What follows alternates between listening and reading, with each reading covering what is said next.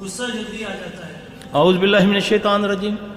3 چیزوں سے جتنا مرضی آدمی نے پڑھا ہو 4 موقعوں پر، جن شیطان 4 موقعوں پر چاہے جتنا مرضی حصار بنایا ہو، جتنی مرضی آپ نے پڑھائی کی ہو، 4 موقعوں میں جن تمہیں پکڑ لے گا.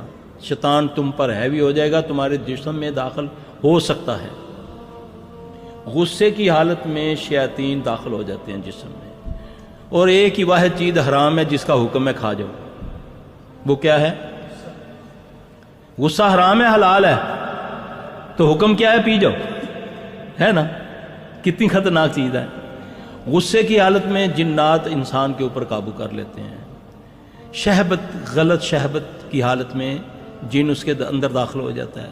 خوف کی حالت میں جن اس کے اندر داخل ہو جاتا ہے. غم کی حالت میں، اس لیے حکم ہے کہ جب کوئی اللہ نہ کرے، اللہ نہ کرے، اللہ کسی ادمائش پہ نہ ڈالے، کوئی غم آئے تو اللہ کا ذکر شروع کر دو.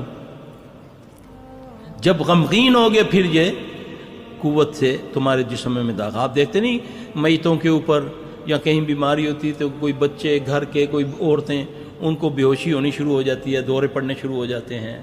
وہ پھر وہ شیاطین جنات داخل ہو جاتے ہیں. غصے کا علاج اعوذ باللہ من الشیطان الرجیم پڑھو.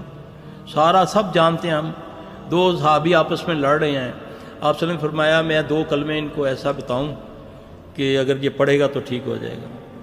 آپ نے فرمایا اس کو پڑھو، اس کو بولو اعوذ باللہ من الشیطان الرجیم پڑھے. اگر آپ میں سے گھر میں دیکھتے ہیں ایک بندہ غصہ کر رہا ہے تو آپ اس کو برا بلا کہنے کی بجائے منہ میں پڑھنا شروع کر دیں اعوذ باللہ من الشیطان الرجیم، اعوذ باللہ من الشیطان الرجیم. اس کو پھونک مارنے شروع کر دیں. انشاءاللہ تعالی اسی وقت وہ جھاگ کی طرح بیٹھ جائے گا. کر کے دیکھیں. گھروں میں سلام کیا کرو. آؤ، جب گھروں میں آؤ، کوئی پاؤ نہ پاؤ، میں اور اپنی بیوی نے سلام کرا، بچیاں نے سلام کرا. یہ تکبر نے ہمیں لے ڈوبا ہے. میں لونڈی کو، اپنے ملازم کو سلام کروں. اللہ کہتا ہے اللہ جب گھروں میں آیا کرو تو سلام کیا کرو.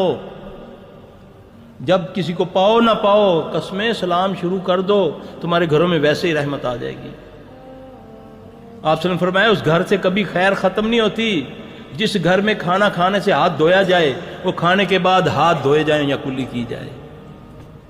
آپ صلی اللہ علیہ وسلم فرمایا اس بندے کے نسلوں میں کبھی بھوک نہیں جائے گی جو کھانے کے بعد ذرے چمتا ہے، جو کھانے کے قدر کرتا ہے. ہم کیا کرتے ہیں؟ جان بوجھ کر پانی بوتل پیا چھوڑ دی کہ یار کہے گا وہ بھوکا شورا ساری پی گئی. کئی مذاق اڑاتے ہیں نچوڑ لا گلاس، نچوڑ لا گلاس بھی کھایا نال. یہ نبی کا طریقہ ہے، مذاق نہ اڑاؤ، یہ شاعر اسلام ہے. تم مذاق اڑاؤ گے اللہ تمہارا آسمانوں میں مذاق اڑا دے گا، مسلط کرے گا تم پر شیاطین.